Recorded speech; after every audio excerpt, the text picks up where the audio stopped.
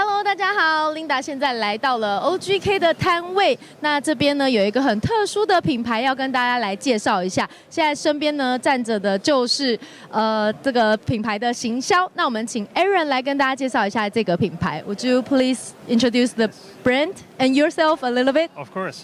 Hi, my name is Aaron. I'm from the Netherlands and I work for Urbaniki. And I will tell you a little bit about the brand and the company so that you get a little bit of the story behind it. Yeah. Well, Urbaniki is originated in 2015.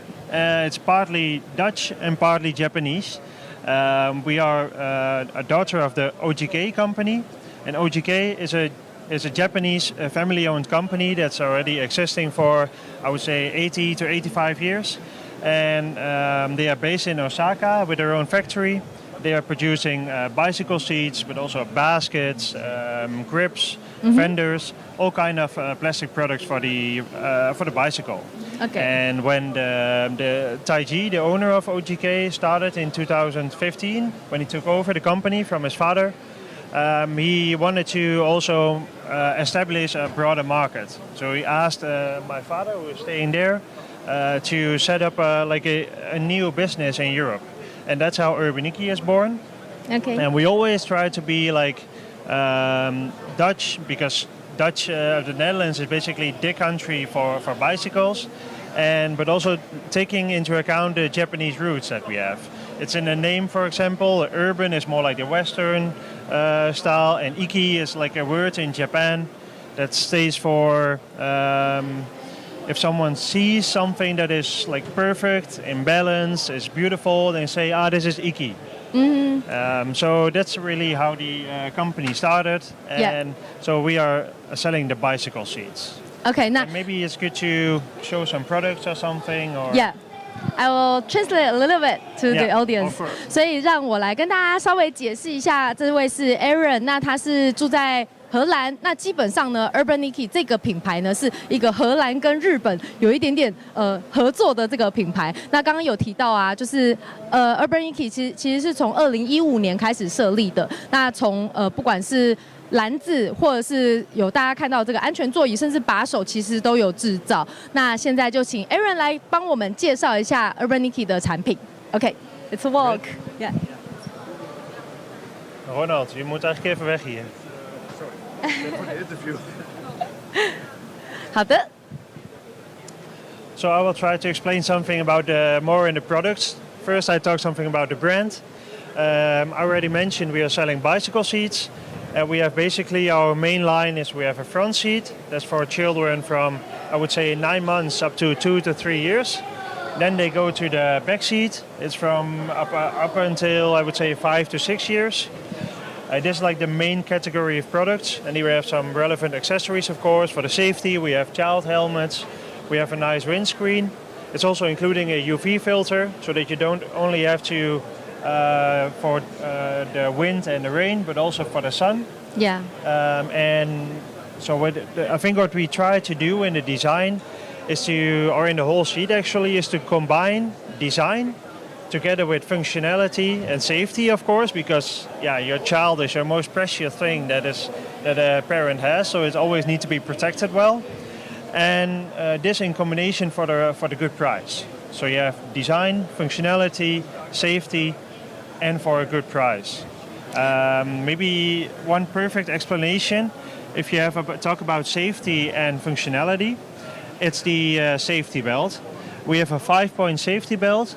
So the 3-point this is necessary, but we want to do the extra step by taking into account also the 5th one, it's going around the legs. But the most, I think, important thing is how to let it function.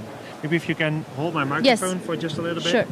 It's, I think all parents can maybe relate to this. If you want to put in a child in a bicycle seat or a car seat, it's always going to sit on the buckle system. So this is designed to flip over, so you have all the space to put in the child. Then you can stay it up in the position you like.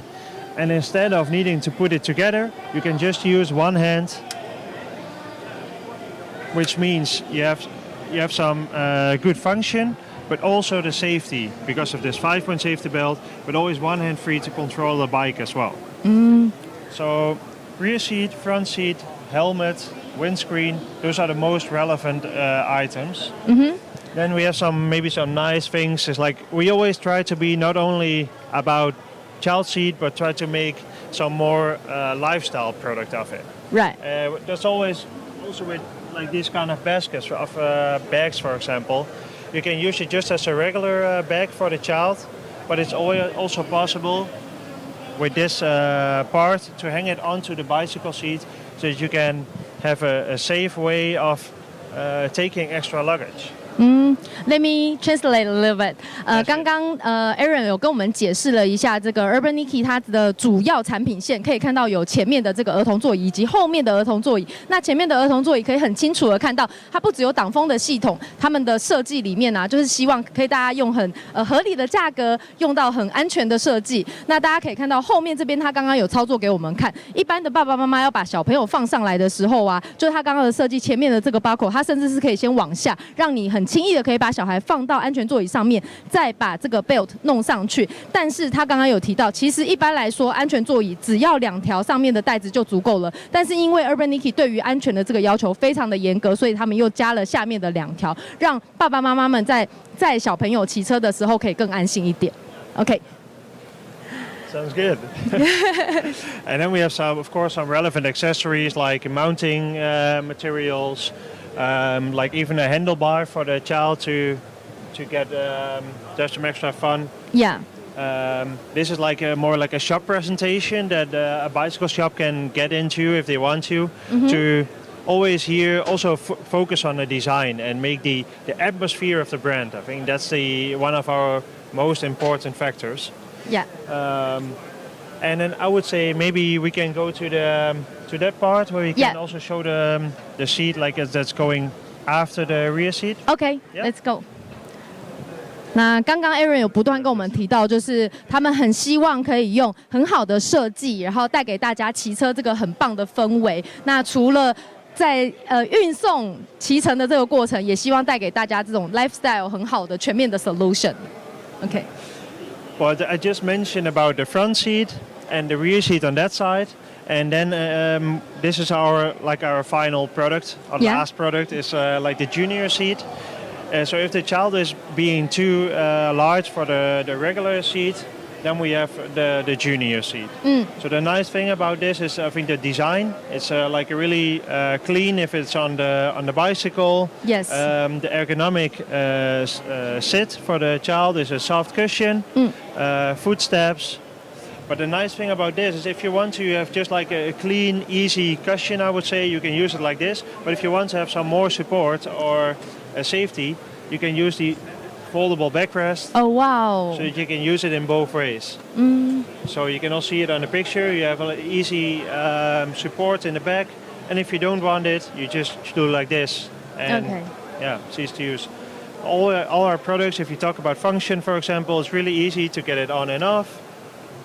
So it's actually very easy for yourself to like buying the products home and then do it by yourself to set up.